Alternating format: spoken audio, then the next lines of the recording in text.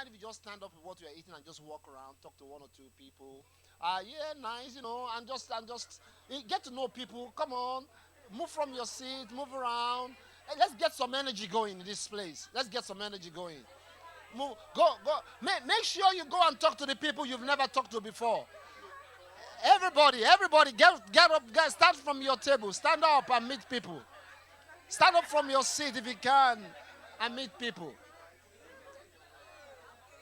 Let's get some energy going. Come on, ladies. Come on, ladies. I'm expecting you to come. Come and meet people out in there. They're very friendly. This might be the opportunity to meet your future husband. Come on. Come on, get the energy going. Don't just sit in a place. Move around, shake people's hands, meet people you've never met before. You know, get things going. This is good.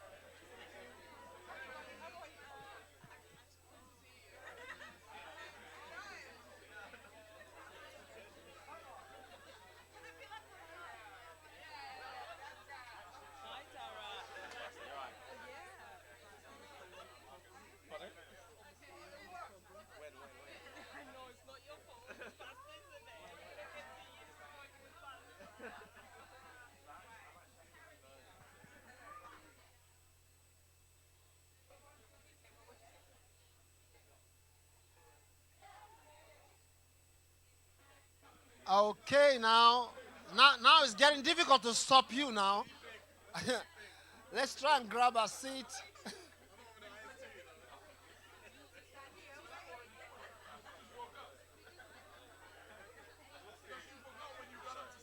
Hey, how you doing, man? Okay, let's try and grab back our seats. Come right in, ladies and gentlemen. Let's grab a seat.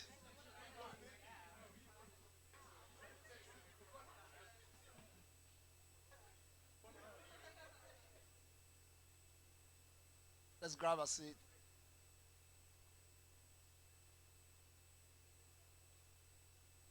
I don't know who cooked the food, but the cook tastes well, doesn't it?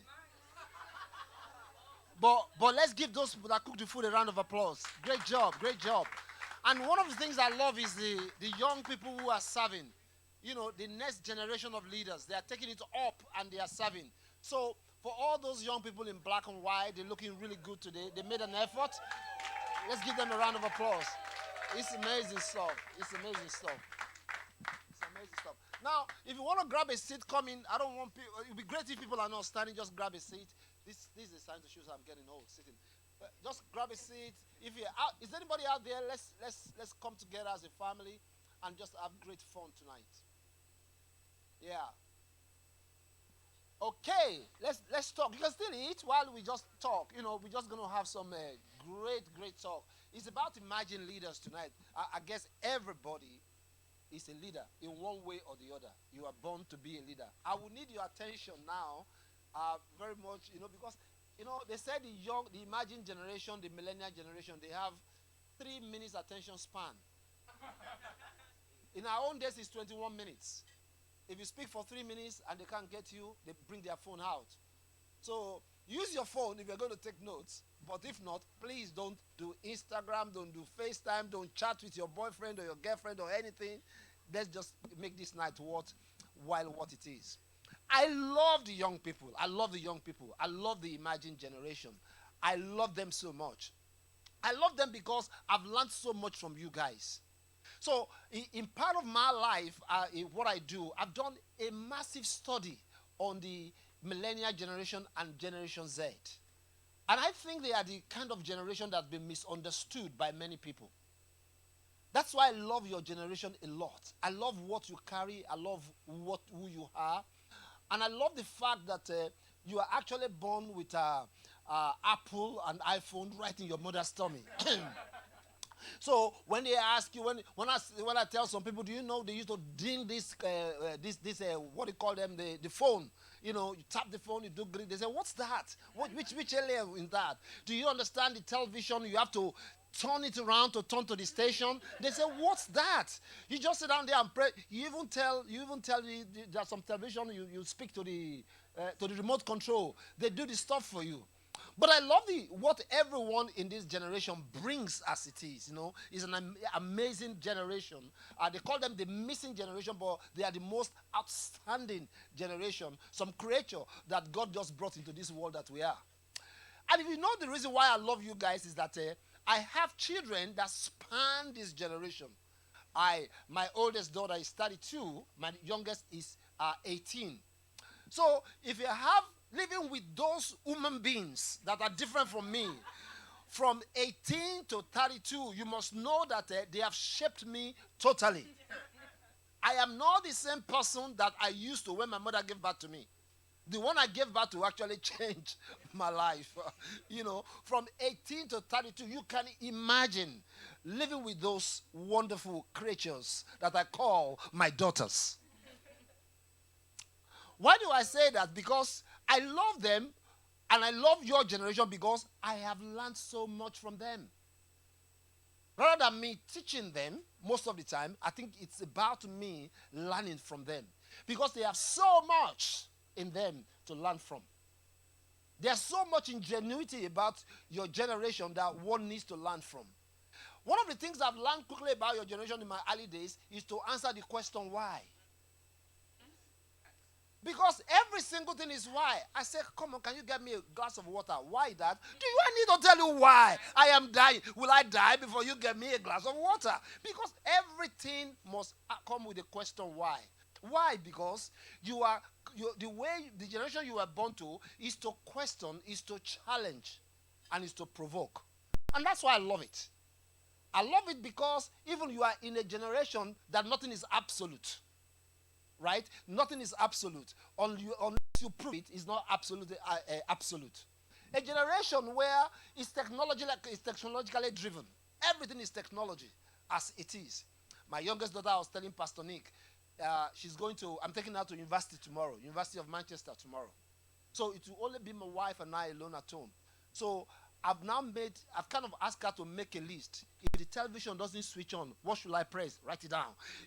So it shows how old I've become because I'm telling her, please tell me if I want to go to Netflix, what should I press? Because the television will be there, I won't know what to press. But they come in 1 minute, they click it, and everything works. So there's something about this, your generation, that is outstanding that I want to celebrate. I want to honor. And I want to say that you have taught me a lot, even in the journey of my life. But the misunderstanding most of us will want to make as parents is to think that the millennial generation are the same thing as Gen Z. Of course, they are different. There are a lot of things different. Especially if you are parents, you will understand that there is variety of expression that all those different generations that they carry.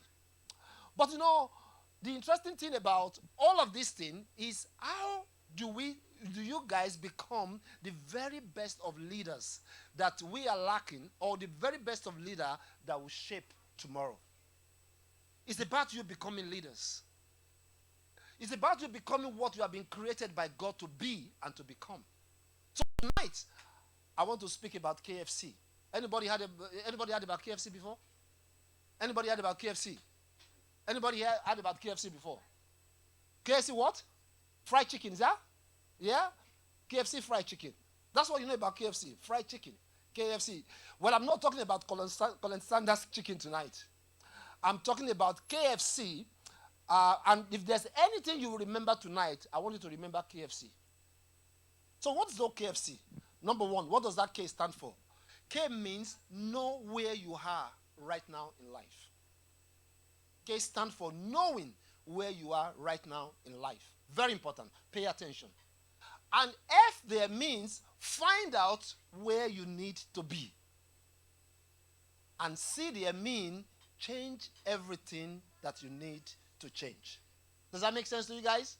Right? So that's KFC. I want to talk about KFC leadership tonight. How to know where you are, how to find out where you need to be, and how you need to change what you need to change about life. You know, every single one of us, where you find yourself or where you are right now might not actually be where God wants you to be. Wherever you are right now might be either where institution put you, where you put yourself, where your parents put you, but it might not be where God wants you to be. So most of the time in life, you need to keep asking yourself the question, where am I?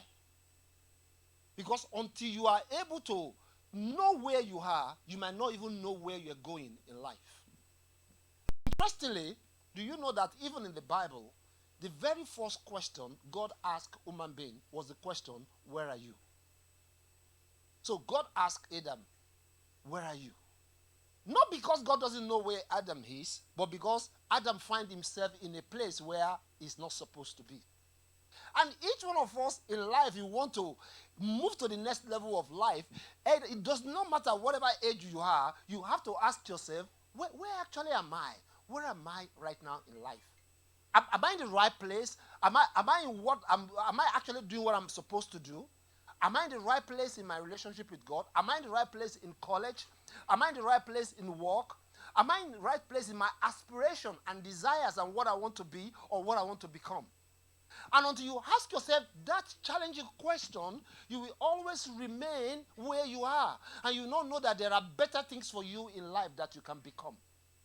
You must always provoke yourself and ask yourself that question. Where actually am I? Where am I? Am I supposed to be where I am right now? Am I supposed to be doing what I'm doing right now? Am I supposed to be with the person I am with right now? So you keep asking yourself that question to actually think through where you are exactly supposed to be in life. I've asked myself a couple of those questions many, many times. In fact, I asked myself that same question on a bigger scale today. I got a statement for my mortgage today. And I look at that statement, I'm thinking, but when I want to be, when I want to stop working totally and just be living life and just be jollophing all over the world, you know, I just, myself and enjoyment, we are synonymous. I just love it, you know. I love living life, you know. Life is for living, you know. You just live life, you know. But to live life, you have to work for life, right? So I look at my mortgage statement, I'm thinking, all this also, you know, say, God bless my also. I want to, God bless my living, you know. When I'm about 63, or I don't want to work anymore. I just want to find a good living. So I look at my mortgage statement and I'm thinking, it doesn't look like it that I'll pay off this mortgage when I'm 63.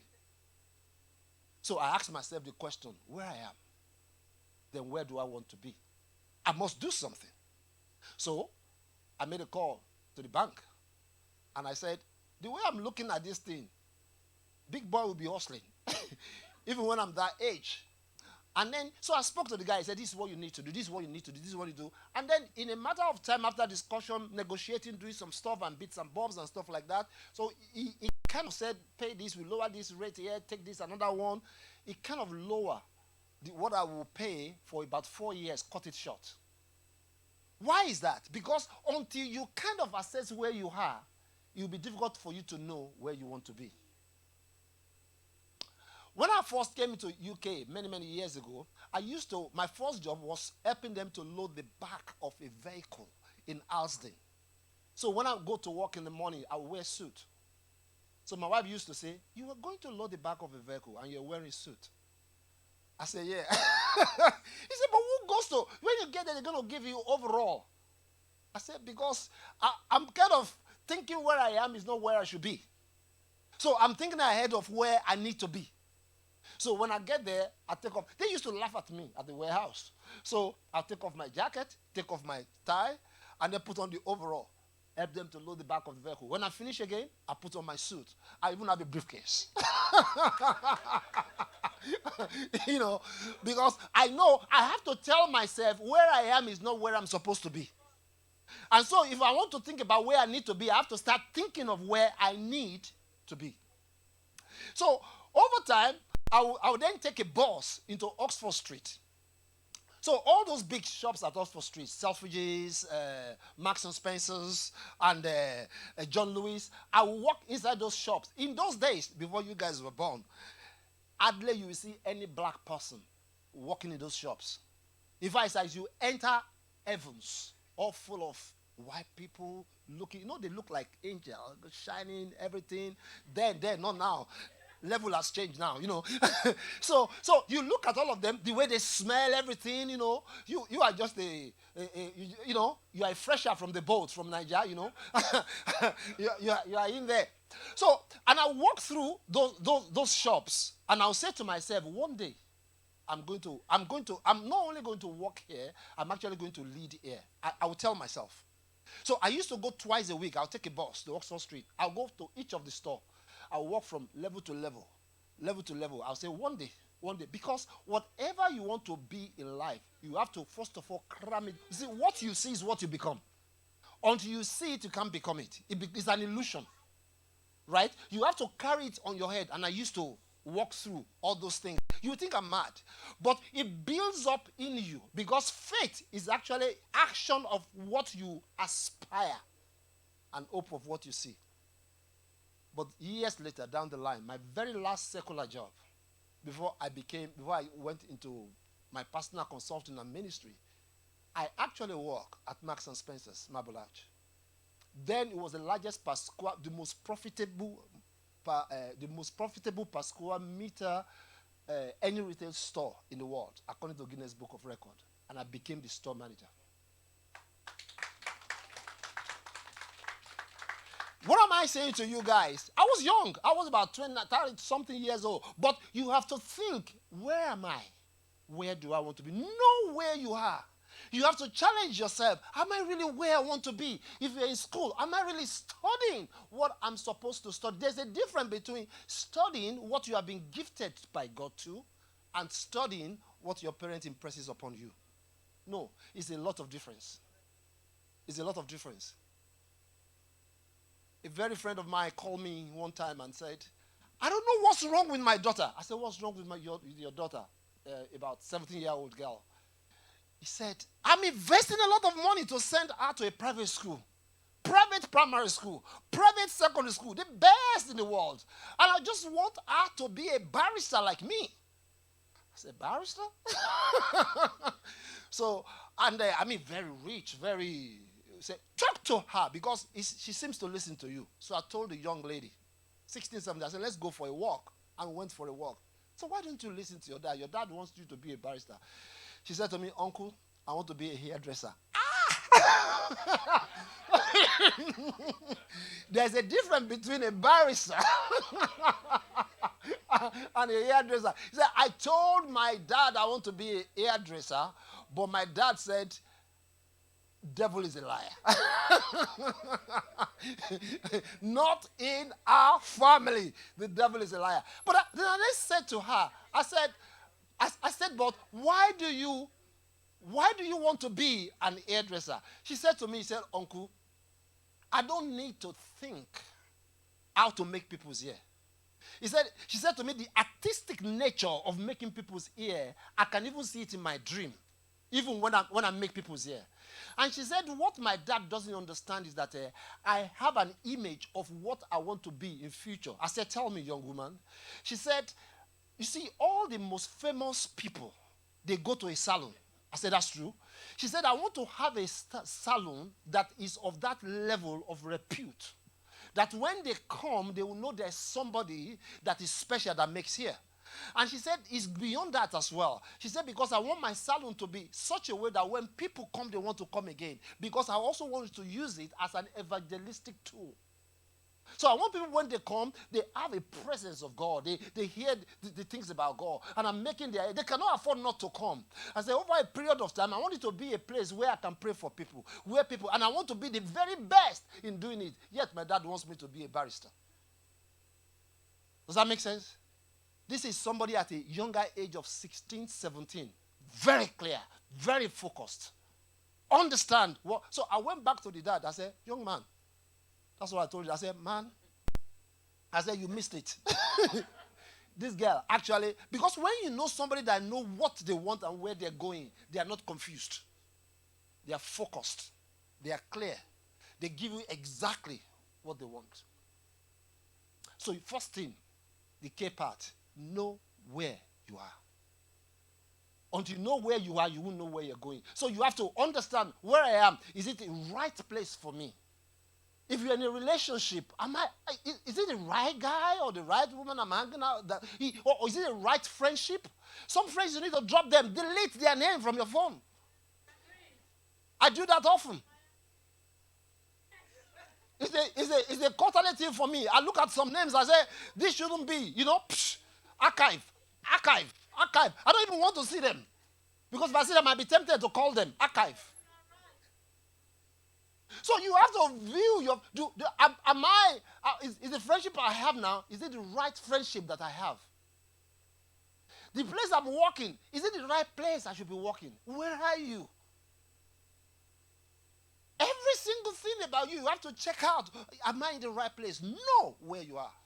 Then the next one is you need to find out where you need to be. To find out where you need to be is a function of you, relationship with God, and the gift that God has given to you. Now, let me explain 3 things for you. This will do. The mistake most people will make, or not a mistake, maybe the reality about life is this. You kind of envy people who are rich, who are not Christian, don't we? And you say the wealth of the wicked is meant for the... It's a lie. They will spend their money. The way God did it is very simple. God... Can I borrow 2 people here? I just want to explain. Can I borrow 2 people? One will be God and one will be world. You be God. Come, you be God. You be God. God don't wear black though. You should have asked me, have I seen God before? In my dream. Because everything said God is to wear white, like an angel flying. Nobody have seen God before. So here is it. When God created man, right? He created man so that man can relate with the world. You understand? So I'm going to find it out where you need to be now. But what happened to most Christians, let me call them Christians, very good Christians, the only relationship they have is with God. You with me? So God to them to God. God to them to God. But they don't know that God didn't create anybody without a seed, which is called a gift. So that gift is not activated. The only thing that is activated is their spiritual capacity. So they have a bank full of spiritual credit, but they have no value to the world. So here is this guy, pray very hard, fast, pray, very religious, whatever, but he's broke. Very broke. So after all the prayer and fasting, you go and beg, man of God, I can't pay my bill. But, I said, then you come, they say 7 days fasting for breakthrough. You will do 7 days battery for breakthrough, 3 days for holy anointing. Come for 3 days of the holy anointing. 24/7 non-stop prayer. The guy will be foaming in the mouth, pray like he wants to die. Yet, he's still broke. You get what I'm saying, yeah? He's still very broke. No money, no nothing. Nothing is happening. He's still begging. So what he gets is that most of the time, they have a relationship with God, and there's nothing wrong about that, but they don't understand what it means to have a relationship with the world. Because the only way you can affect the world and change the world is when you understand the gift of God in you. Now, here's the other person. Doesn't have a relationship with God, but understand the gift that he carries, right? And then relate with the world. So this guy is rich. So we blame them. Poor, look at them. They are running us. They are the musicians, whatever. I call them whatever. All over the world, just rich people. But because they've discovered what they have and what they carry, they are enriched in that, and then they are relating with the world. So they are world rich, spiritual empty. This one is spiritual empty, but world empty. There you get what I'm saying. But that's not how it's supposed to be. The way God created us is, you discover God, then you discover your gift. And then your gift is then used to influence the world. Thank you. Give them a round of applause.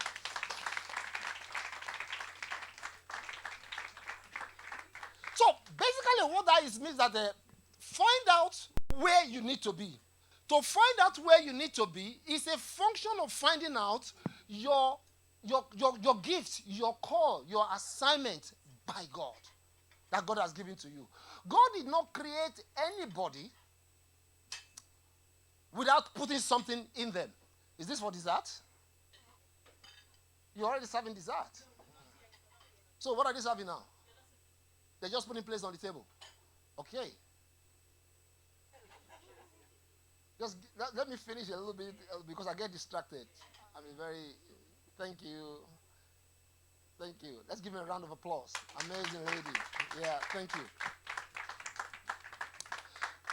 Now, here's how to know where you are, find out where you need to be.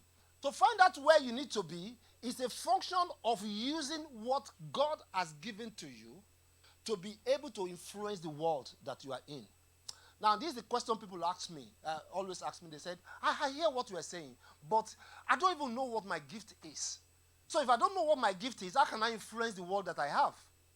I don't know what my I don't know what my gift is. You want me to influence because what does that mean?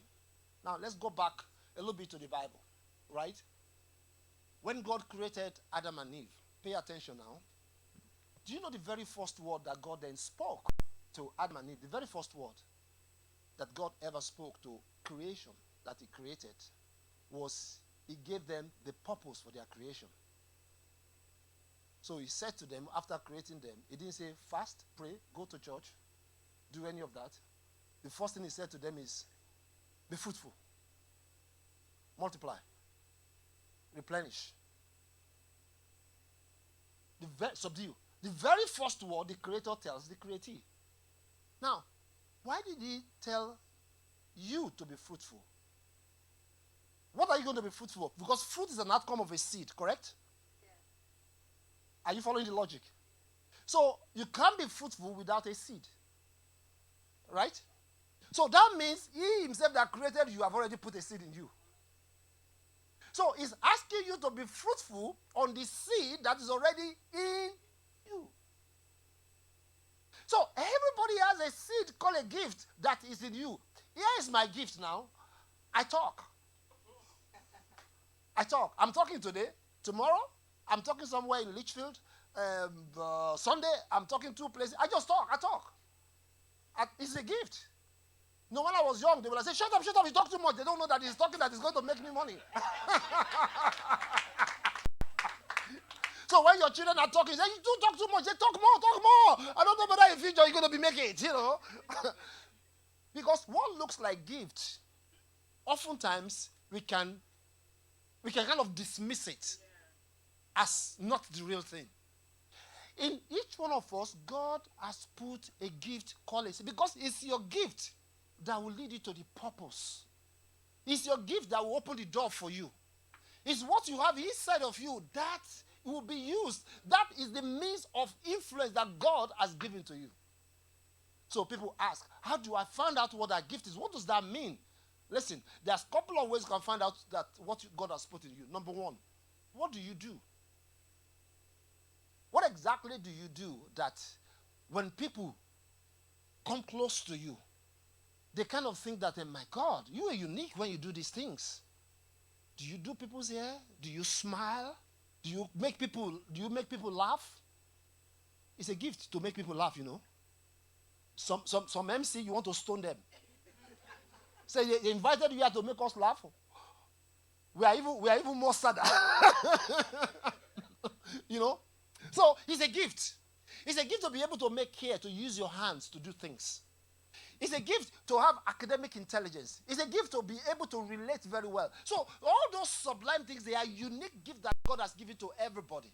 So what exactly they wake you up in the morning and say, my wife will say, when we're together outside or whatever, they're having a conversation or having a chat like that. I may not even talk, I'll just be talking. But the moment the conversation steers towards leadership or anything that is theologically driven, I come alive. So she said, you don't know more than that. You don't know. I said, well, the brother got to know what he's good at. So you got to know what brings you alive. What wakes you up every morning? What stirs up in you? What you do most all the time that gets you excited? It's a gift. Pay attention to it. That might be what God has put into you to create the influence that you need to take you to where you need to be. Number two, worry about what you do, that when you do it, it blesses others. What you do that, I'm not saying what you like to do. There's a difference. What you like to do at times, I'm not saying what you get excited to do, but somebody will say, I like to make drinks. But when you make drinks, people are drinking poison. Right? So you like to do the drinks, but you like to do it, but it doesn't bless anybody. Am I making sense, Okay, let me give you a good example. If you go to some church, they say we want some people to come and sing. Everybody show up. So the lady is singing. Say, praise the Lord. You say, I say, no, you are not blessing us. Even angels are running away the way you are singing. So because I in my young, I remember when I was in secondary school, they took some of us as supporters club. Supporters club. My secondary school was playing, so they took some of us as supporters club. And someone like me, I like to act as if I like the football. So one of the players wounded, and they didn't know. They just look at me like, this one looks like he can play. He's been faffing and talking and whatever. So they put jersey and boots on me. I got into the football. In fact, they were cursing themselves. I said, instead of helping us to win, we are losing. Where I love to, but I am not gifted in it. So there's a difference between what you love to do and what is a blessing. So whatever you do, when people come to you and say to you, when you talk, it's like something eats us. Pay attention. Someone comes to you and say, when you smile, it's like all my pains disappear. Pay attention. Maybe you should smile more and hand money. You see, somebody has said, oh, yeah, that's a gift there. That's a gift right in there. That's a gift right in there. That's Naomi Campbell, I feel you there, girl. I just feel you. I just feel you. You see, I just identified the other time. Yeah, come on, man, see, stop it, it's okay. So, you got to find out what exactly. See, some people around the table are already pointing something that you do that's already a blessing to them. Pay attention. It's something that God has given to you. And thirdly, what do you do that annoys you but doesn't annoy any other person? It's a gift. You are the only one that is upsetting. That this thing is not straight. Everybody looks at it and says, what's wrong with it? But to you, it's upsetting you. It's a gift. Why do you think people start charity? They start charity because they cannot actually stand the pain that people are going through in one way or the other. And they say, but other people are seeing children in poverty. It doesn't make any sense to them. When they are poor, they are poor. Poverty. God will help them. God wants to help them. But somebody say, not on my watch. I got to do something about it. It's a gift. You get what I'm saying? It's a gift. So what annoys you that doesn't annoy any other person? God put that annoyance in you so that it can stir up something that others can see so that you can make a difference out of it. So the first one is what? The K. Know where you are, right? And the second one is what? Come on. F. Find out where you need to be. So to find out where you need to be, you need to connect God with your gift. And then the third one is change what you need to change. There are a couple of things you need to change to be able to be the very best leader that God has called you to be in any ways. You see, if you find and discover your gift, it doesn't still make you a leader. Because I can sing, because I can talk, it doesn't really make me to be anything. Because it's just a gift discovered. But a gift discovered that is not developed is a wasted gift. Because to change what you need to change, you have to have a master plan in your head. How do I change where I am to what I want to be in life? What do I need to do? What do I need to do to change? I like this story. I've said it before in this church. In the early days when I started to speak, I don't mind me if I've used this testimony before. Not a testimony, as a child. I finished speaking in a place when an old man came to me and said, "You spoke well, young man, but you will not go far." I said, I beg your pardon, sir. What do you mean I will not go far? He said, you made a lot of noise, you shouted, you screamed, but I tolerated it. And you sweated a lot. You have a lot of passion, but you have no content.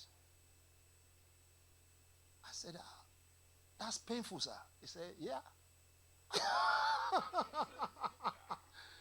And he said this to me. He said, young man, get some education. He said, when you have content with your passion, there's no limit to where you can be. He said, what you need is a content that will become the foundation of your noise. So when you have content, don't make noise. You talk. And that man changed my life.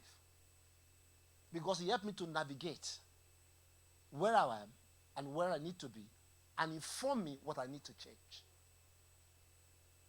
And to so many of us, it's a very painful thing that you need to change the narrative of where we found ourselves really, if you really want to be what and where God have asked you to be. Lots of changes. Loads of painful changes. But those changes is what you need that will keep you, that will make you the very best of yourself when you come to where God has called you to. Nobody pays for amateur, and nobody pays for average. Every single person, no matter how gifted you are, you start from ground zero.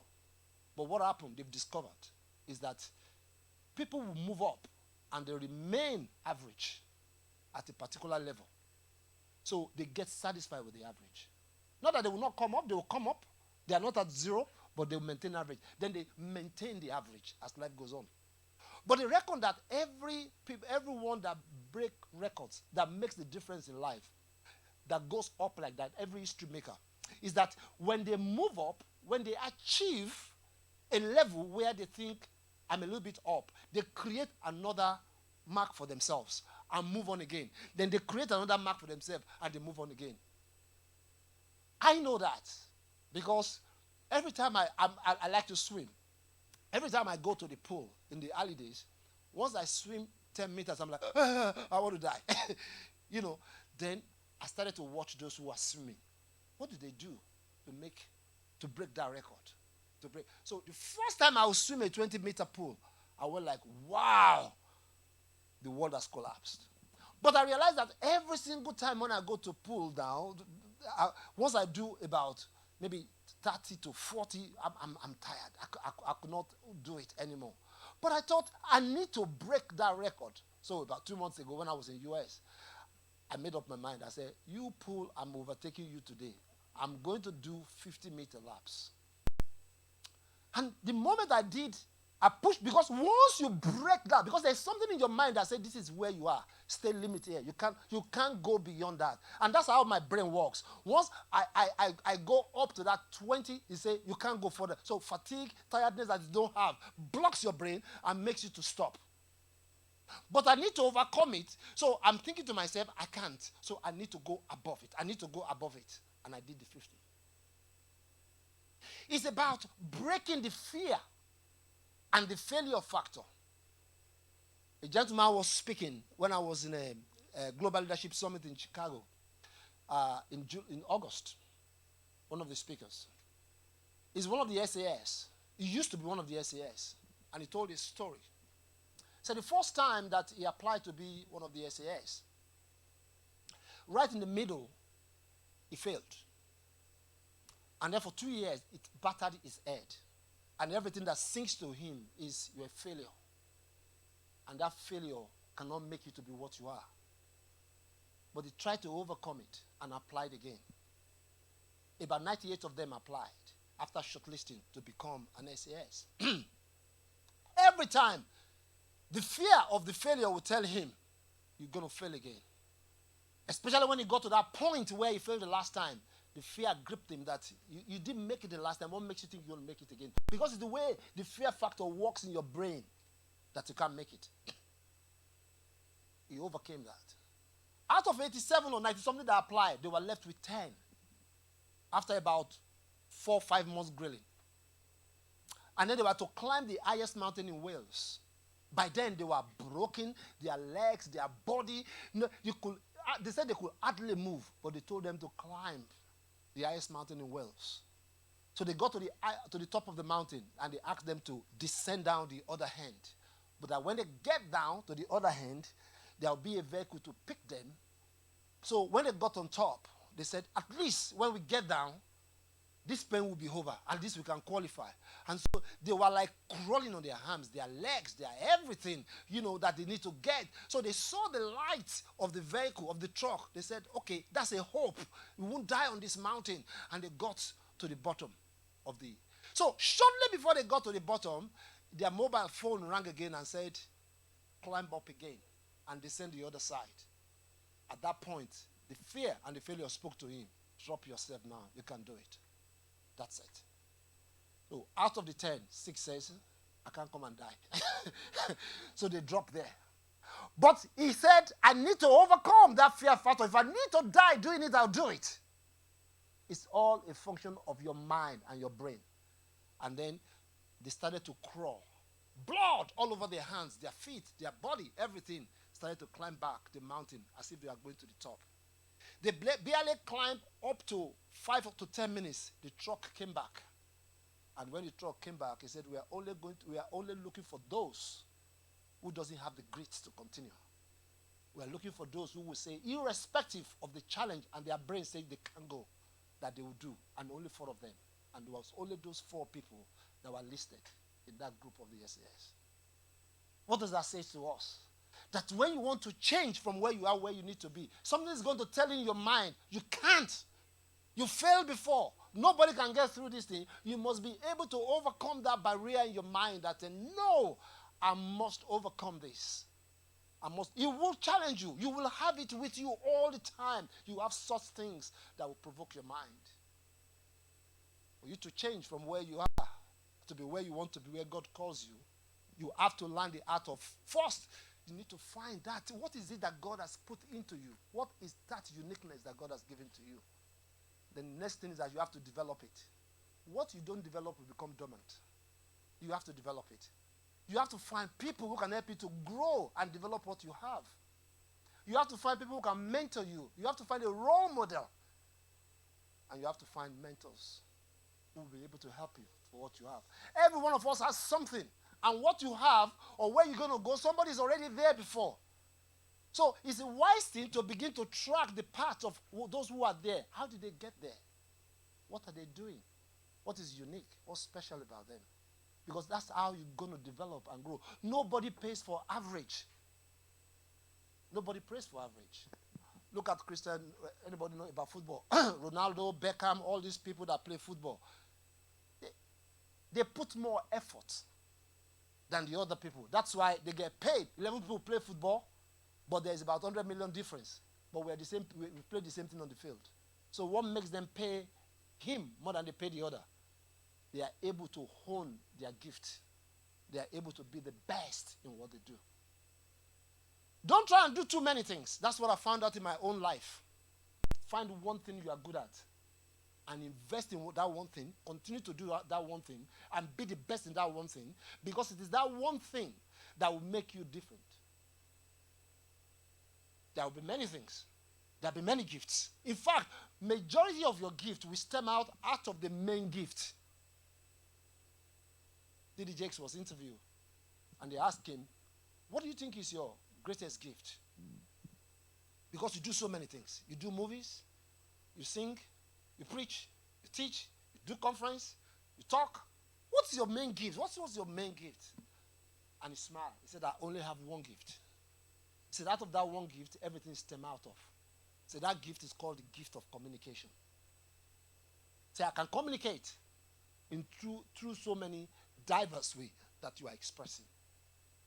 Because if you hone what is best about you, it makes a lot of difference. And number 3 is do as much as possible to use what you have to serve. I met a gentleman yesterday who wanted to start consulting. And he came to me and he said, please advise me. I want to start consulting in what I have. How do I break through? How do I change? I want to stop being a lecturer. I want lecturer to be secondary, but I want to start doing consulting and doing all of that.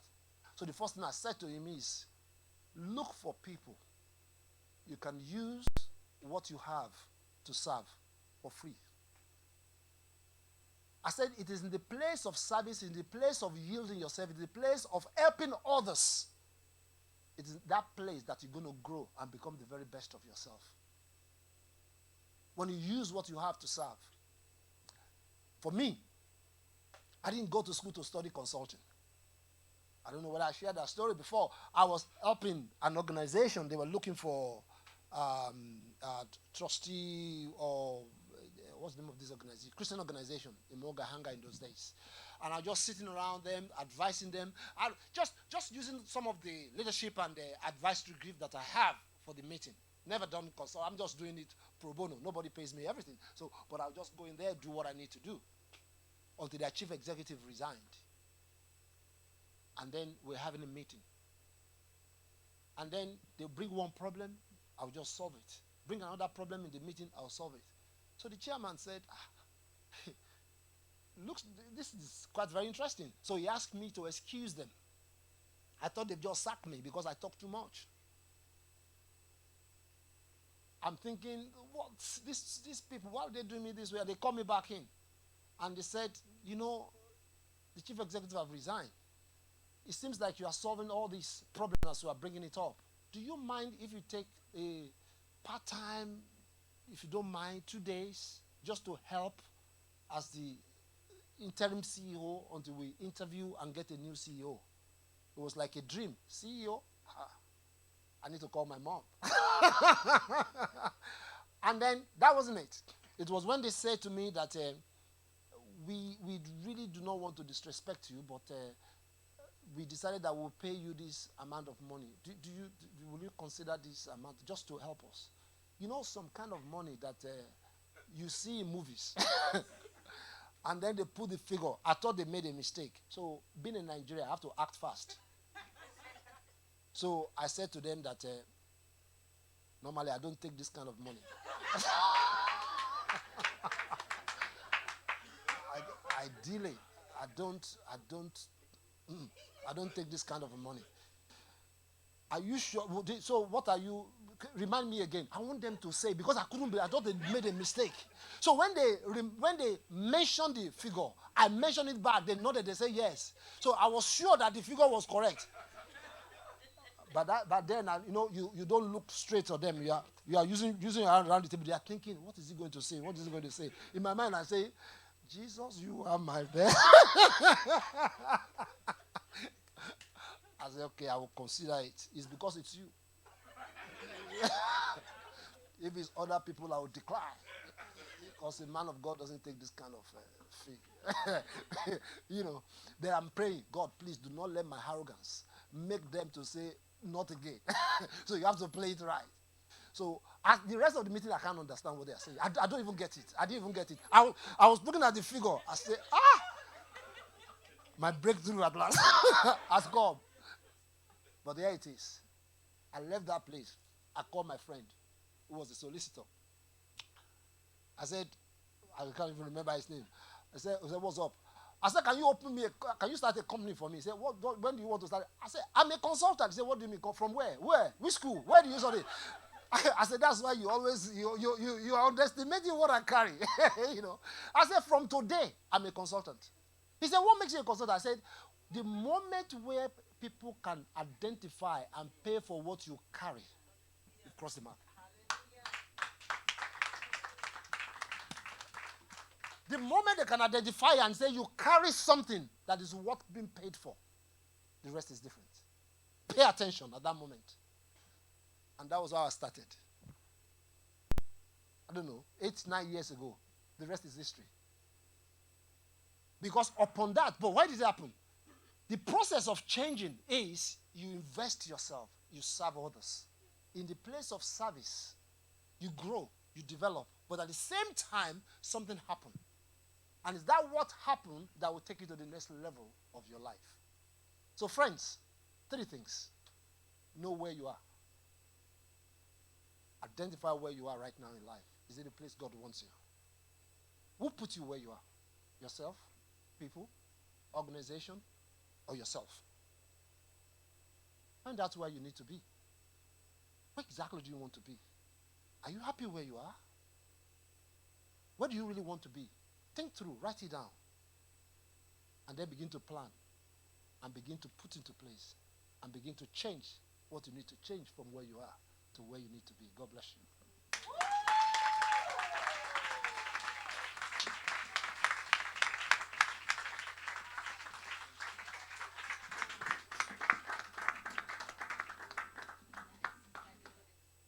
Okay, quickly.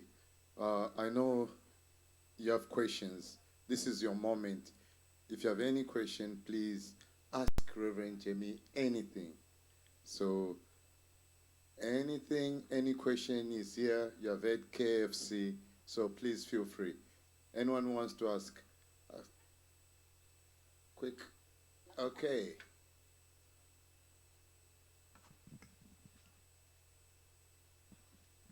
How do you make sure that even now you're still learning? What do you like put measures in place in your life where you take time to specifically learn or educate yourself even now?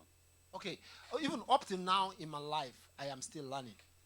Well, part of what I mean I'm still learning is that I'm still trying to hone what I do that could make me a better person. I mean, Pastor Nick knows. Every single year, at the beginning of every year, I tell my accountant, can you put 5,000 pounds away for my personal development?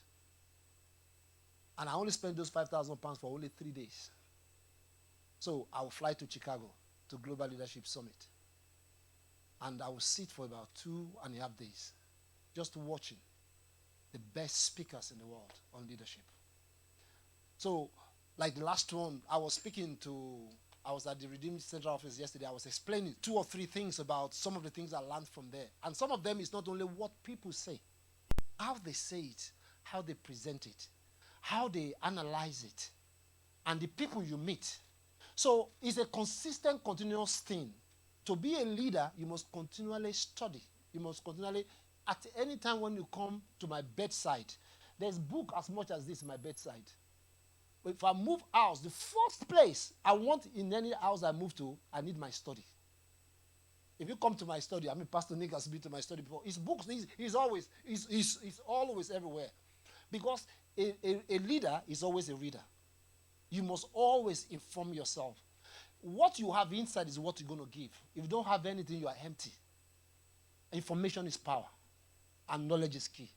So it's a personal self-development in terms of what you continually engage yourself. The world is great now because you can learn a lot from the internet. You hear, you engage, you take notes, you do all sorts of things, but I also engage. I make sure I hang around people who makes me feel very inferior. It's one of the things I do. If I'm around people where I'm the champion, I don't stay long there. Right? Unless, of course, I am teaching them. But if I'm hanging around people that I'm like a Superman around them, no, that is not me. I want to be around people when they talk, I'm thinking, Jesus Christ. Man, I need to be around people where I am hearing, I'm listening, I'm engaging, and I'm embracing new things that take me to the next level.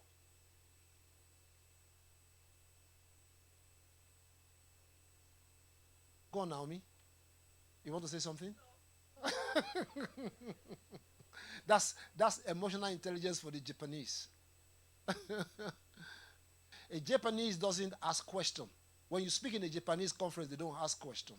It's rude for them to put their hands up to ask questions. And the only way you know who is going to ask questions is exactly what you've done. Well, if somebody's going to ask questions, they will look at you. They will look at you straight. Then they won't say, I have a question. Then when they look at you, they are giving you a message that request me to ask a question. So you then say, what's your question? You don't need to say it. It's emotional intelligence. So because if you say any question, nobody's going to talk. They will not even look at you. But if it's American, before you finish, yeah, everywhere, or Nigerians. Okay, next question. Ask your question now. Yeah.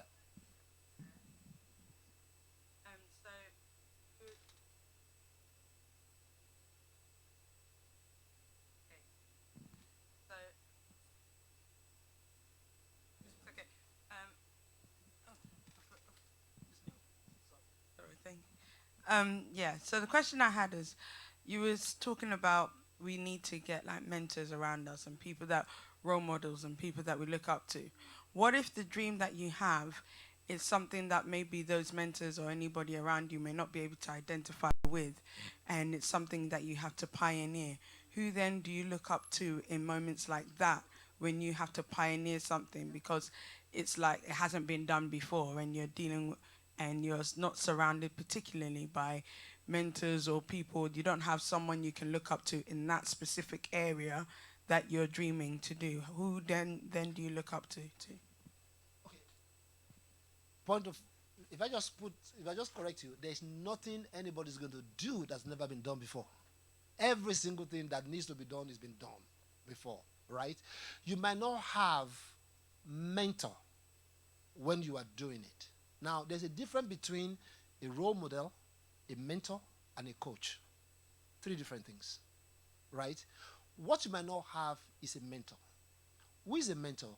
A mentor is somebody that engages with you all along the way in terms of what you are doing. Interested in, engaging, asking questions. Most of the time, our pastors are mentors that are shaping and are guiding us in what we need to do. Our pastor might not be our coach. So who is a coach? A coach is somebody that is specific in a particular area of what you want to do. Right? So what I'm doing right now is almost like a work of a coach. I speak for about 35 minutes, 1 hour, I'm gone. So I've coached, I'm gone. Right? So a coach comes specifically at a time for a specific subject to deliver that, or over a period of time. Maybe 3 months coaching, 6 months coaching. You want to do a voice coach, you want to do a dance coach. So a coach does that. But your coach might not necessarily be your mentor. It's just a coach. Now, the third one is the role model. Everything we want to do in this world have a role model. Now, your role model doesn't need to be close to you. You might not even see your role model. You see people who will say, "Oh, Gio is their role model." They don't even know where the man. They only see the man on the or maybe Obama or whatever is their role model. Now, your role model is that you kind of read about them. You watch what they are doing. You kind of examine the patterns and the way. So you are now trying to model yourself alongside such people in terms of what they do. So for me as a person, I have people who are my role models in different spheres of my life. Role models in marriage, role models in being a parent, role model in being a minister, role model as a consultant, role model as a speaker. So I have different people who are role models. They don't even know that they are my role model. But I'm watching them, I'm observing them, I'm kind of following their trails, I'm seeing the changes they are making, I'm adjusting along those things which they are doing, so they become my role model in terms of what I want to do. So if I need coaching, I go to those conferences, to those people, they coach me, or I have people who I go to coach me specifically on some things. Then I have mentors. My mentors, couple of my mentors, one of them will come from abroad. The Archbishop of Jos. When he comes, I pick him from the airport. Before I even land from the airport, he's in my car. Because we say, "Pop, you don't even let me breathe." I said, "Breathe? You are not breathing. I'm taking everything from you." So I choose the hotel he's staying. I stay in the hotel that he's staying while he's here. Because I just sit with him. I ask questions. Because the beauty of being with your mentor is that you don't talk, you listen. And you ask questions.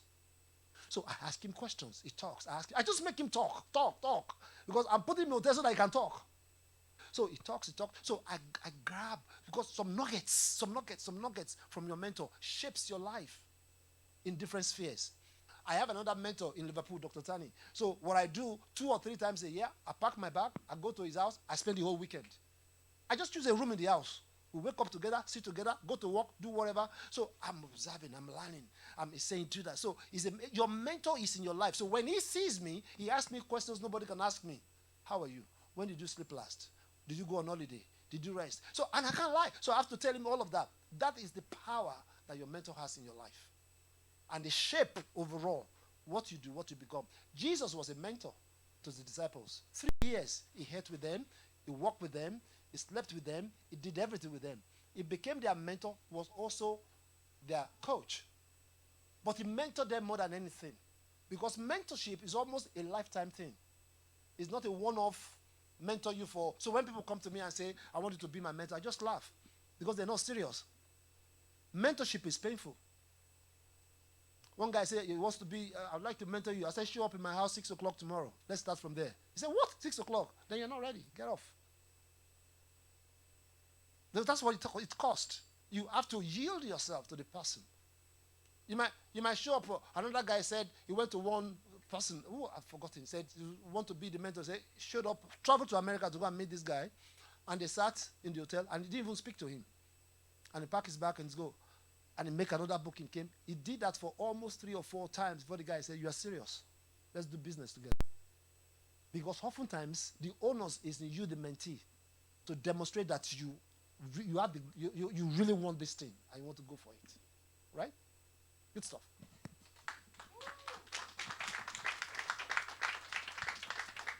Yes, sir. Hello. Thank you for sharing, by the way. That was very informative. Really appreciate it. And you mentioned that we should strike the balance between not doing too much and honing our gifts. So how do you personally identify where you've gone over the edge, where you're just doing too many different things and it's not constructive anymore? So how do you find that balance for yourself? Okay. See, this is where the question she asked come into place. If you have someone you are near submitted to in terms of meeting regularly and saying, this is what I'm doing, this is where I am, this is whatever, they are able to guide you early because they almost can see where you are and where you're going. So they can say to you that, I think you are doing too much. Why don't you drop this, step down on this for now and put a lot of effort on this.